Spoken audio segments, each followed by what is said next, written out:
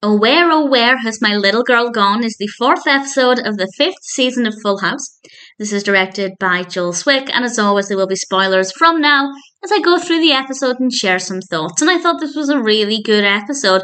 There are 2 parts to the narrative, 3 maybe a little bit, and I'll talk about the smaller parts first, then I'll talk about the bit focusing on DJ. And it starts off with Jesse and Michelle. Jesse is showing Michelle his new studio, and then they sing the Letters song, and it's a joy. It's a really great way to start things off.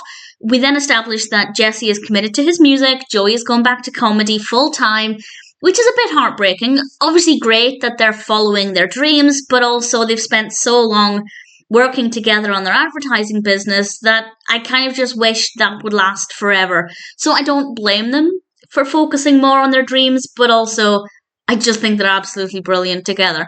And Jesse has soundproofed the room, and Joey is about to leave the room, and the door handle, the doorknob, comes off of the door. They are stuck in there, and thankfully the soundproofing isn't perfect. They can still hear them shouting outside, but the red light is on, which means they're recording. And Danny hears them shouting help.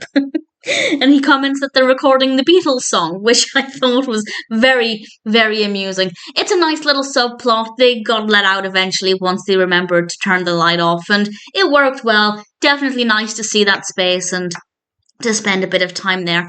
The other small subplot involves Michelle and Stephanie getting used to sharing a room. We did establish in the previous episode that DJ is going into the room on her own where Michelle was. Michelle is going to stay with Stephanie. DJ's room looks really grown up. Stephanie is not happy that there are a lot of little kid things in her room, and she tries to get Michelle to join the big girl club. And to join the big girl club, it means getting rid of all of her toys, her soft toys, her teddy bears. And Michelle says, okay, when Stephanie says she'll get rid of hers for her. And Michelle comments that she'll go and help her get rid of Mr. Bear. And Stephanie's not having that. And they come to a compromise. Stephanie can keep Mr. Bear if Michelle can keep her toys. And Stephanie's not exactly happy about this, but I think she'll come to terms with the fact that she has to share a room with Michelle in due course. It's a nice space. That room doesn't look tremendously different, but obviously seeing DJ's room, it definitely does look a little different. And I like what they've done with it. I think it looks pretty decent.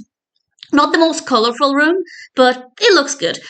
The main narrative does focus on DJ.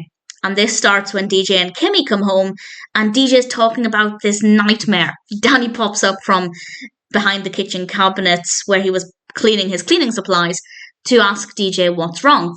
She says nothing, she doesn't want to talk about it. DJ doesn't actually know what's wrong.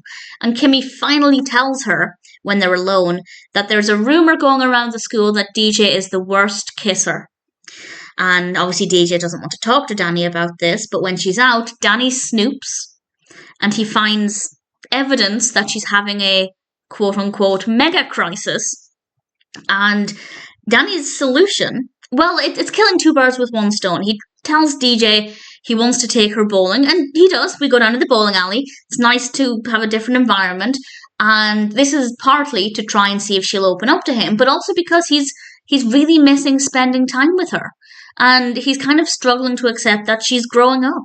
And I'll be honest, DJ's behaviour was not necessarily unrealistic for somebody of her age, but I also didn't love the fact that she just dropped Danny, because Kimmy came to the bowling alley and told DJ they had to go to the mall right away. And DJ does. She asks Danny if she can go, doesn't really wait for a response, does ask him for money, and then leaves him there. And I have to say, that's pretty disgusting. Especially since Danny had paid for the bowling slot and she just abandons him there. And then to rub salt in the wound, a father comes along with his little girl in the next lane, and she's really having a great time and loves spending time with her father, and that just reinforces the fact that Danny doesn't have that relationship with DJ anymore because she's growing up and doesn't want to spend every second with Danny anymore. And that was it was not cool of DJ to do that. But as I said, I don't think it's necessarily atypical of somebody her age, but it wasn't great to see. And Danny ultimately ends up confronting DJ. And I think what's really important to note here is that DJ seemed fine. Obviously, she doesn't want the rumour to exist, but she doesn't seem to be too bothered about it. It doesn't seem to be eating away at her, which is definitely the right attitude to have. If she doesn't let it bother her, then there's nothing that can go wrong with it, because who cares? And I feel like that's the attitude she had, which was really admirable. But Danny asks her if there's anything wrong, and he happens to use the words mega crisis. And of course, DJ then realizes Danny had been snooping.